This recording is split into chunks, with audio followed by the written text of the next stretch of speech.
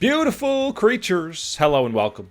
It's League Unlock. That is Mark. My name is Eric, and in this day and era, every day, topic number one, it's got to be the TSM update, the drama update.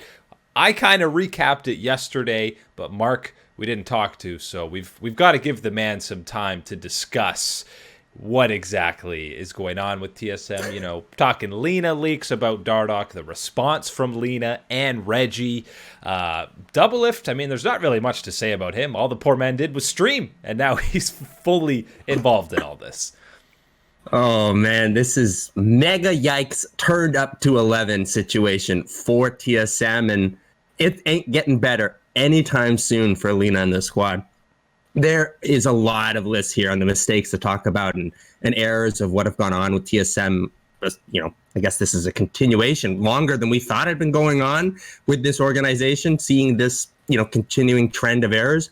And it all starts with Lena on the side of League of Legends, because one of the first points I want to talk about is when you look at her track record as the president of TSM and you're considering it as an eSports organization, not just League of Legends.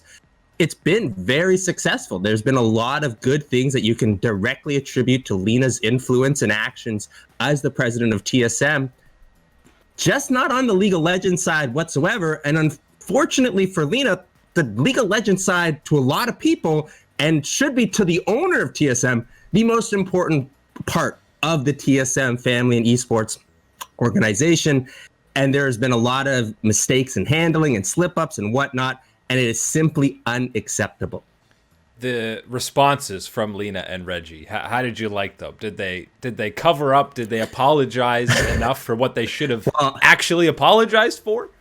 Well, number one, we're seeing mistakes in the second, third, fourth, fifth apologies coming through here of, basically giving up information in the sense of that this wasn't the first situation that this had happened. This is only the first time that we're hearing it happen, given the, good old Lenovo switch over here happening. Yeah, shout out sponsor Lenovo for dropped as a sponsor, by the way. Yeah, shitty audio. Thanks, Lenovo. Oh, great. And it's just like, come on, like this is what we talked about with conflict of interest with the Doublelift situation of, look, we were okay with this move happening from just a strict player transfer type of movement. Everything fits the bill and it's okay. Sure, awkward, whatever you want to put there, but conflict of interest really wasn't there because you had that plausible deniability that you weren't having these type of conversations, these type of, levels of conversations that the president is okay to be having. But a player like Doublelift should not be privy to this type of information. And this relationship that he has with Lena is the reason why he's having this type of information now. And that is simply unacceptable. And we've seen it now here with this one case. And now Lena's going off in these apologies and extra messages saying that, no, this isn't the first time. This is the only time that you're hearing it going on. That's a big that makes issue. you feel better. Number two is getting through, again, these answers from both Lena and Andy. They've hired a PR firm, but I don't know who the hell this PR firm is because they're horrible. These answers and responses are just like elementary level bad and putting yourself back into the fire, not addressing the actual issues that the community has with your actions. It has been a total mess. So again, I talked about, because you're right, she said she's done this before. It's been an ongoing thing. I talked about and looked through some of the rules in the LCS. Does Riot step in? Does the LCS step in? But there aren't really any rules that's breaking. It's something that they haven't made a rule set. It's something they're definitely going to be looking at going forward. But there's nothing the LCS can or really should do at this point. Legally speaking, as far as what is established, there isn't really much for the LCS to do as an entity at this point. But when you're thinking about the future and how this looks upon them, man, you got to be feeling that the LCS is not exactly going to be thrilled with what's been going on with TSM from just the ethical standpoint, but B, from the point of, look, we said that we went through an investigation of conflicts of interest and we gave you the passing grade, just like all the other analysts and everyone else here on the internet. Most people gave you the passing grade here, and we expected you to act responsibly. That's not what has happened with Lena and Doublelift's relationship as far as being on TSM. And we don't know, how long this goes back. Does this go back to times when he was on Team Liquid? And it brings up those type of questions, which I tell you what, those are not the type of questions that you want to be having to face.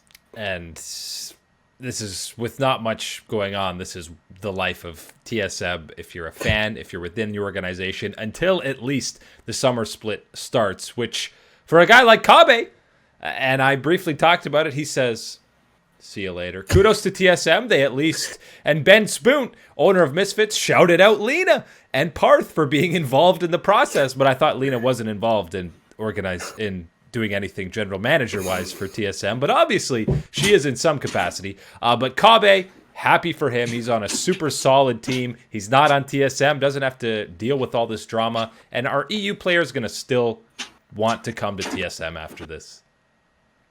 And I think that's going to be something that we're going to have to talk about with KOBBE going over to Misfits. That was the first part of the news. That was good. Everything was great from TSM because, look, the community wasn't exactly happy, obviously, about this move. Yes, people were happy about Devils going back to TSM, but what happened to KOBBE, people thought was obviously not the right move and just a really crappy situation. TSM did him right. They did everything they could have possibly done in this situation to do right by KOBBE, other than obviously screwing him in the very first place here. But yes, from that point onwards, they did the exact right thing. He's in a better situation now, probably. The best possible situation that they could have put him on, and at the expense of TSM and getting nothing in return type of situation, which, yes, that was the basic requirement from the community to be satisfied with this type of move, was to go to a very good situation, and for TSM not really to be benefiting from this move for KOBBE. That was certainly the requirement. And so it's not really, you're going to get much praise for this type of move, TSM. It's pass or fail. So you get the pass on that one. And you follow it right up with everything going on with Dardoch and Lena situation. But for KOBBE and for European imports coming to TSM, I think that this is going to have lasting impact to have, the thought here of some pause of joining this organization. The TSM brand name is not nearly as strong as it used to be in League of Legends. And I don't think it carries the same amount of respect and reliance that it used to be people could have with this organization and how they handled their players. Again, examples just here with KOBBE, treating a player right after, obviously, the bad stuff. And I think that's how you're going to have to value that. Is you look at these moves from TSM that they do tend to try and, get things right with players. There have been way too many negative mistakes and things that are just, that are at the cost of the players and people and the humans at TSM as opposed to the organization. I think that, again, yes, this should be the cause for concern for some EU stars looking to come over here and cash out, because LEC is a much better environment right now. It's not looking so good. And TSM, forget about this whole debacle. They've had the coaching staff issues in the past that have been a huge criticism. And this is now year 3 we're going on of them not really winning. They've been in 1 finals in that entire run. 3, or now we're talking 5 splits that's happened. So this isn't just the same dominant force in North America. And it hasn't been for a pretty long time. It hasn't been since Double was on the roster for TSM. When you look at the changes, and yes, there have been brief moments of getting it together and looking like the squad can do it, getting to spring finals and 1 game away from winning it last year. But you look at the actual success, who's been putting up the titles in North America? Well, the past couple of years, it's Cloud9 and Team Liquid are the ones that are having the consistent success towards the top. And then even outside of the 2 top organizations of success, you're looking at teams like 100 Thieves and FlyQuest, which are, yes, not maybe up to the same level of competition as Cloud9 and Team Liquid have shown over this period of time, but they've absolutely been gaining in fan appreciation and fan numbers, as well as developing their own identities here, which when you look at TSM, the identity for them has been sloppy management and underperforming on stage over the last 4 years. And that's the point. It's 5 years at this point. How much longer can it go for this brand to still stay alive and still be treated at the same level as we did in the past, given their accomplishments? And KOBBE is happy where he's ended up in Summer Split, I can imagine. Dardoch is probably not going to be happy wherever he ends up. And Spica, who now we assume, and you alluded to a while ago, been duoing with Bjergsen a lot, if he is going to be the starter, man, this poor guy. First he starts basically in playoffs with aspirations of TSM making a deep run, and then he's going to come in as still a pseudo rookie in the league with Doublelift and now Bjergsen both on the roster. Expectations are sky high, the 2 faces of the entire league, and there is going to be so much pressure on him yet again. It's not the situation that I would want to be entering in, and especially not a situation you want to be entering in if you're a player at the very, more or less beginning of your big time stage career, as Spica is. You're looking at this situation, and as we talked about with KOBBE and moving him away, it was pass or fail. It's pass or fail for Spica here. It's either you get to Worlds and you're gonna get out of groups, because man, even with TSM and not making it to Worlds the past couple of years, your expectation and demand is to get out of Worlds. That is the type of organization and roster that you are trying to build towards. Yeah, let's get there first, man. Exactly, and that's the answer that Spica's got to get through, because that is not a small task. Nonetheless, even considering having Bjergsen and Doublelift on this lineup, it still is going to be a lot going through this jungler position. And for someone like Spica, the pressure is going to be immense. They are going to have an import slot that's open with Doublelift coming in, but can't see anyone wanting to come to TSN, as we already talked about. Dardoch, he's starting in the LCS next split.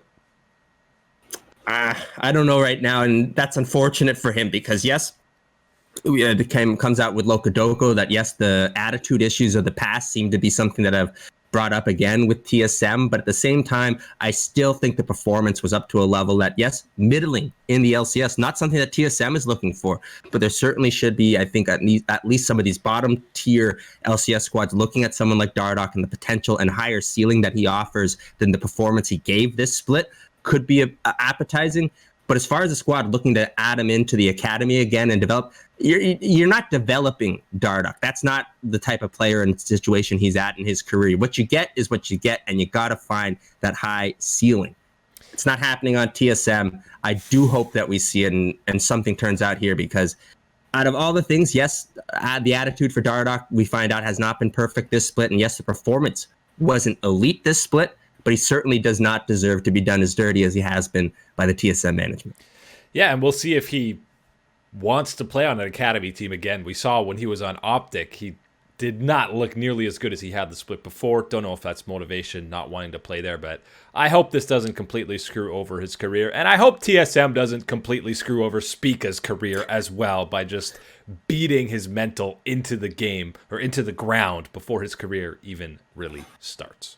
So look, the reason why I'm so harsh on TSM in this type of situation and, asking and making these demands, because I expect and hold them to this high caliber of standing of what they had accomplished in the past and how they had operated as an organization, and moving forward to expect them to be one of these pillars of strength and proper look of one of these organizations in a franchised LCS. That's what it was supposed to be. And it has been pretty much everything but that from TSM. And look, if you were going through the franchising list at the very beginning, that would have been a complete shocker to me. And listen, talking about TSM, drama off-season is great, but we are promised some games before the summer split kicks off. Had been alluded to that there was going to be a pseudo rift rivals between the LPL and the LCK. That is what we're getting. Calling it the mid-season cup. Sure, whatever. I'll take it. But May 28th, it's going to get going. The top 4 teams from each region. So T1, Dragon X, Genji, and Damwon versus JDG, Top eSports, IG, and Fun Plus Phoenix. Going to be a fun time. It's played online, so the LCK teams are going to go to Lal Park in Seoul and Shanghai Stadium for the LPL squads. And Mark, they're going to be playing on between 30 and 40 ping. Oh boy, here we go. How many pauses do you think we're going to get? Oh, we're averaging at least one a game. One a game. And then we're probably getting 1 or 2 when it's 7 or 8 ping going on over there. Now we're going to get 30 to 40. You can say that. See? I missed my skill shots just like Faker with 30, 40 ping. That's the big difference there, man. If I had 7, I'd be challenger right away. Yeah, that's what everyone's going to be saying. But the big thing to take from this is, the prize pool that they're playing for is going to be, it's actually pretty big money. We're talking around 600K US. I don't know why it's US, but... Yeah, I'm not sure why that was in the announcement, but hey, 600K for just basically what seems to be off-season clash for these teams. That sounds pretty damn awesome to me. I'm sure that these players are going to be, and these organizations would be pretty happy to put a little bit of that extra ka-ching in their pockets. And the most interesting part is that in Riot's official announcement, they said the matches comprise the first of multiple events that will be held in May to replace the Midseason Invitational. And this one's at the end of May. So you got to assume that there's going to be some events before that, because summer splits. The LPL kicks off June 5th. Everything else is the weekend after. So you can't have anything starting after the 28th, which means we're like a week away. It kind of scares me, because maybe that means they're going to go for the classic NA-EU rivalry situation, which I'm not feeling so confident for NA in any type of situation if that's what we're getting. Here's the big brain play Riot does. This is what they do. They get the biggest teams in the West, get G2, get Cloud9, and they say, hey guys, let's have some fun, and we'll play some Valorant matches between the Pro League of Legends team. They get to push Valorant. You get to bring in the league fans because it's the star players, and it's a win-win for both of them, right? Except for us, because I wouldn't watch it. From the NA perspective, maybe let's do some mixed squads here. Hey, everyone put their virtual hands. We're going to VR chat. Virtual hands in the middle, and everyone picking teams type of situation. That's what I'd maybe want to see, because if you're talking just NA squads against EU squads, sure, a lot for NA squads to gain and learn and take some beatings from the EU teams. I don't know if that's necessarily a fair equation on the EU side. Maybe NA will get to go up against another emerging region. The best option for a East-West kind of Rift rivals, or West EU versus NA, and it works with China and Korea because they are somewhat close in proximity. EU and NA, it's a totally different ballgame. You couldn't get on the same page for ping. But the best I saw was somebody saying, just send Cloud9 in a gauntlet against the 6 playoff teams in EU, starting at number 6, see how high they can go. I'm all for that. I would love to see that. See them they would at least get top 3, right? They'd at least get to Fnatic, maybe? I can guarantee that there's got to be a lot of EU fans saying, no, they're NA trash. Shut up. This NA squad, Cloud9, put some respect on what they were doing. Yes, it was the LCS, but you look at the gameplay, you look at how they play, I guarantee they would be one of those top 3 squads. And look, in this type of imaginary gauntlet run for Cloud9, that would be about as best as it could get for North America, because you send anybody else, and I'm putting them in the bottom 6 at that point. Absolutely, but bottom it is 7 if you're considering 17. It is going to be amazing to see all these players in the LPL and LCK going head to head. The Rift rivals between China and Korea were always really competitive and a lot more serious than any of the for fun stuff between NA versus EU. And even though it's kind of a fun match, if there's that much money on the line and these guys are going to be starved for competition, we're going to see some legit games. I don't think there's going to be much trolling going on. I really don't think that you're going to see trolling in this matchup. I think a lot of these teams, and especially I think the organizations and coaching staff, is, yes, this is supposed to be something for fun, and they're going to want to keep it maybe a little bit, lax and normal, but they're certainly going to be taking plenty of notes and trying to learn from the opposition. This is what we always talk about. This is a big moment when you get to have these international events type of situation. Anytime that you get to play against another region, learn from especially the very best from that other region, take some notes, and I'm sure both the LCK and LPL teams will be doing just that.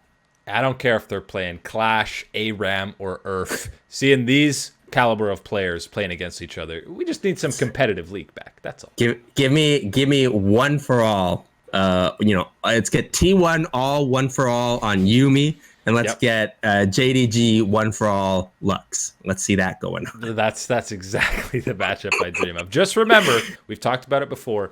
If you're heading to the Howling Abyss for some ARAM, don't play against the Shy, man. Don't play against him. He's gonna annihilate you. He knows the ARAM meta better than anyone. That's gotta be the secret. They gotta have a secret 1v1 Howling Abyss tournament on the side here for a little extra cash. Maybe some RP points. That would be pretty damn good. Game 5 of the grand finals is just a 1v1 tournament bracket between all the players on Howling Abyss. That would be amazing. I don't know what patch Summer Split's actually going to be on, if it's 10.10 or 10.11, but 10.10 did just drop. It's not the one with Volibear. You got to wait till the next round. Well, he'll be on PBE. But you could just play Udyr instead because he got 5 more move speed, Mark. He's busted. He's so busted. Oh, man. I don't know who's doing it. I don't know. Are they blindfolded doing the patches at Riot, thinking that some of these changes are going to actually affect the game and make these play rates change and win rates? I don't know. Man. Here's the thing. If they just made the number changes, if they just put the number changes, fine. But there's always that little paragraph ahead that's like, Udyr isn't quite competitively viable, so we're giving him a bit of... And you're like, no. Just erase that paragraph. Say you gave him 5 mood speed, and I'll go, oh, yeah, sure. Okay. Yeah, exactly. But as you said it, that's what we're waiting for. We're waiting on the Volibear addition in these patches. I think that's going to be the exciting one for a lot of people. Interested to see where he's going to come to. I've seen some people talk about, man, he looks like he could be as busted as good old Aatrox was with his rework coming through. And, oh, man, we've had about a year and a half of that coming through. And he still hasn't gone away and still is blind picked with all the changes and nerfs that have come through after that rework. He's been 3 different characters through the different nerf phases and still been top tier through all. He's a completely different champion without the resurrection, but whatever, Riot. Anyways, back to Volibear. The important thing is we're going to get to see Volibear eventually sooner or later, and that's the one I'm waiting on. I'm waiting to see how many weeks into the LEC split until we see Perks picking up the Volibear bot lane. That's what I want to know.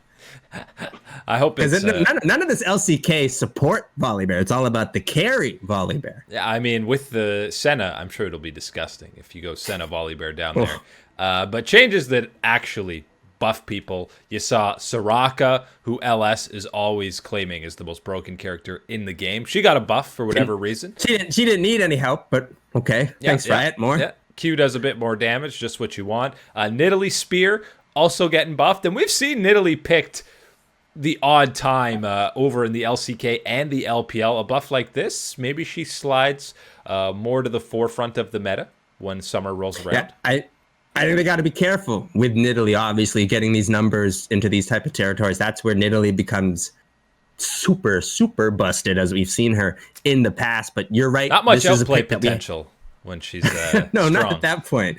Not with those type of stats. But at this right now, where we are with Nidalee, we have seen her a couple times in pro play and didn't look necessarily out of place. So certainly, I think we should expect to see maybe a little bit more Nidalees in our games.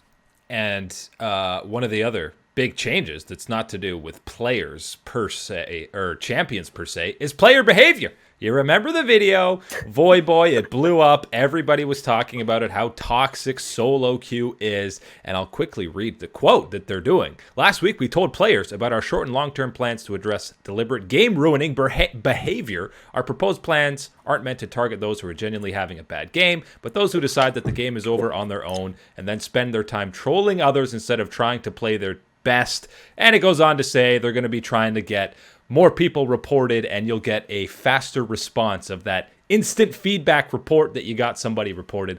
I'll believe it when I see it. I'll believe it when I see it.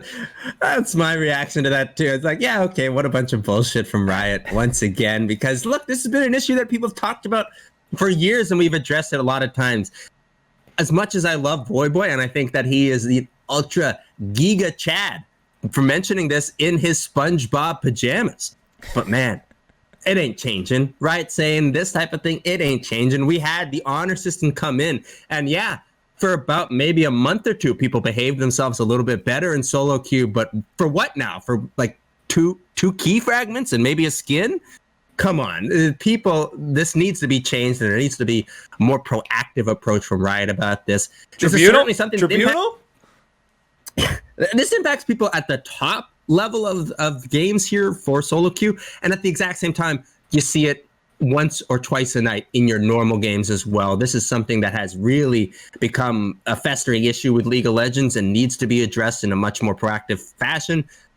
This statement from Riot looks like they're going to try and do it, but we've seen that from them before and with very little action. The main problem is it fully affects the highest of the ladder, the pro player, and the bottom of the ladder, because Pro players, when you're grinding out 8 to 10 solo queue games a day and half of them somebody's trolling or raging, you go mental boom pretty quickly. That's the NA solo queue. We've seen tons of EU players come over and die mentally while playing it. And even if you're a casual player, let's say you can only play 2 games a night.